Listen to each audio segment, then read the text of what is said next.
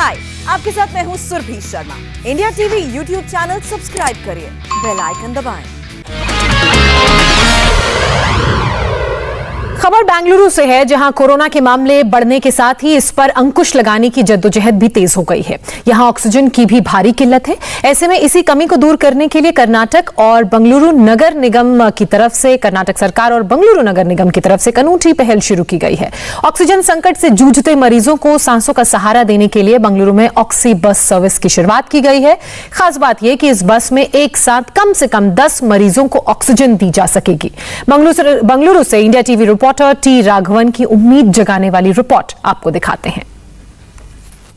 बेंगलुरु में कोरोना संक्रमण के मामले लगातार बढ़ते जा रहे हैं, साथ ही ऑक्सीजन को लेकर चुनौती भी बढ़ती जा रही है। इस समस्या के समाधान के लिए बीबीएमपी और कर्नाटक सरकार ने मिलकर ये ऑक्सी बस तैयार की है। ये बस बहुत ही खास है। इस बस की खासियत क्या है, हम आपको अंदर ले चलते हैं और दिखाते हैं। देखिए, ये बस जो है, इसे एक ऑक्सीजन मोबाइल बस के रूप में परिवर्तित किया गया है। जैसे ही आप अंदर घुसेंगे, यहाँ पर आपको एक ऑक्सीजन सिलेंडर नजर आएगा। हर सीट के साथ ऐसा ऑक्सीजन सिलेंडर यहाँ पर फिट किया गया है। साथ ही सीट के पास ऑक्सीजन कॉन्सेंट्रेटर भी लगाया गया है। ये जो बस है, ये 10 पेशेंट्स को एक साथ एक बार अकोमोडेट कर सकती है। और ख़ास बात यह है कि 24 घंटे तक पेशेंट को इस बस में बैठाकर ऑक्सीजन की सप्लाई दी जा सकती है। सबसे बड़ी चुनौती जो अभी बेंगलुरु और दूसरे तमाम बड़े शहरों में सामने आ रही है, वो ये है कि जब पेशेंट्स ऑक्सीजन सैचुरेशन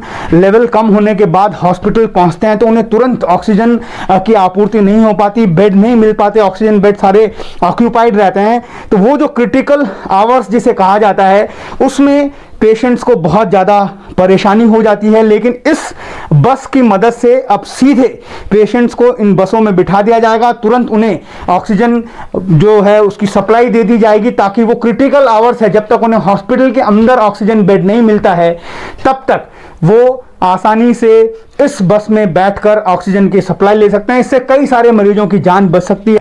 बड़ी बात यह है कि ऐसी 25 बसें बीबीएमपी ने ऑर्डर की हैं, जो अलग अलग अस्पतालों के बाहर, चाहे वो गवर्नमेंट अस्पताल हो, प्राइवेट अस्पताल हो, कोविड केयर सेंटर हो, वहां पर स्टेशन की जाएंगी। और जैसे ही कोई पेशेंट वहां पर ऑक्सीजन की सप्लाई कम होने की वजह से, उस पीड़ा की वजह से पहुंचेंगे, तुरंत उन्हें इस बस में बिठाकर उनको ऑक्सीजन दे दी जाएगी। बहुत ही अच्छी पहल इसे कहा जाएगा, क्योंकि यही एक क्रिटिकल 2-3 घंटे होते हैं शुरुआती, जब पेशेंट को सबसे ज़्यादा केयर की ज़रूरत होती है। और ऐसे में अगर ऑक्सीजन की सप्लाई हॉस्पिटल के बाहर बस में बैठे बैठे 24 घंटे के लिए मिल जाए, तो उससे अच्छी बात नहीं हो सकती है। यही वजह है कि अभी कहा जा रहा है कि ऐसा मॉडल पूरे देश में लागू किया जाना चाहिए।